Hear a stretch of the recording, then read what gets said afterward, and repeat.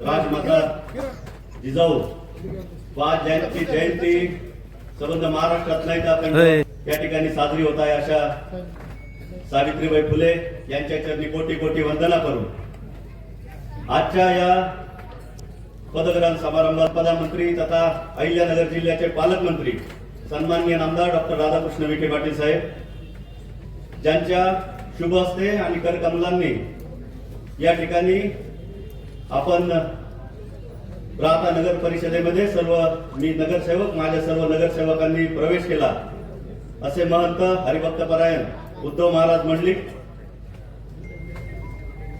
मंचावर उपस्थित आपल्या पालिकेचे प्रशासक व प्रांताधिकारी सन्माननीय माणिकरावजी आहेर साहेब, आपल्या राहत्याचे तहसीलदार सन्माननीय अमोलजी मोरे साहेब, राहता नगर परिषदेचे कर्तव्यदक्ष मुख्याधिकारी सन्माननीय वैभवजी लोंढे साहेब, या ठिकाणी मंचावर उपस्थित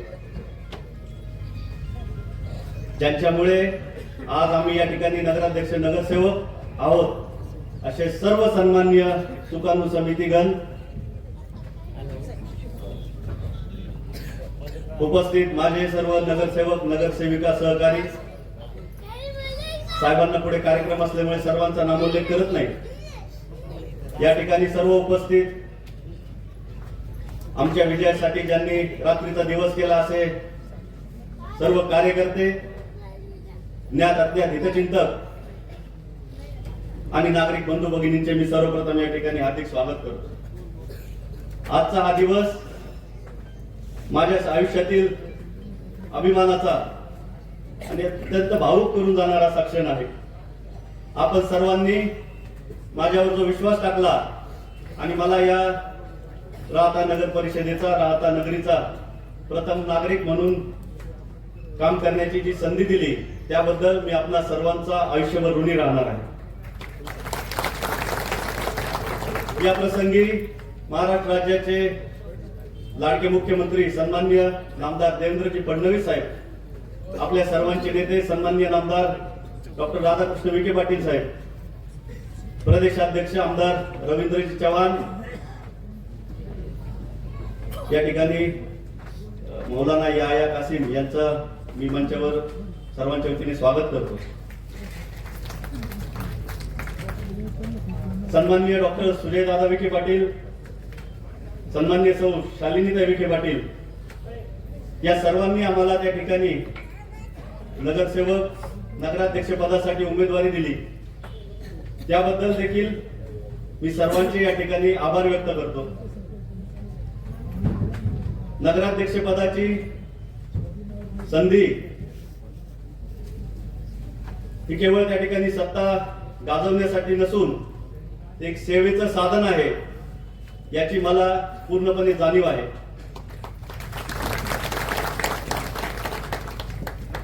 त्यामुळेच या पालिकेमध्ये इथून पुढे कुठल्याही प्रकारचं विरोधाचं, द्वेषाचं आणि खुणशीचं राजकारणाला या ठिकाणी थारा दिला जाणार नाही। आपण सर्वांनी प्रेमाने आम्हाला मताधिक्य दिलं आणि त्याच प्रेमाने या ठिकाणी लोकाभिमुख कारभार या पालिकेचा चालणार आहे। मित्रांनो, शहराचा विकास म्हणजे रस्ते, गटार, लाईट, पाणी हे नसून हे प्रश्न तर आपल्याला सोडवायचे आहेतच, परंतु नागरिकांचा त्या ठिकाणी सर्वांगीण विकास हा खरा या विकासाचा मूलभूत पाया आहे। आणि सन्माननीय नामदार साहेबांच्या माध्यमातून आणि सन्माननीय सुजयदादांच्या विजन मधून आपल्या शहराचा विकास आता पुढे हा अधिक गतिमान होणार आहे।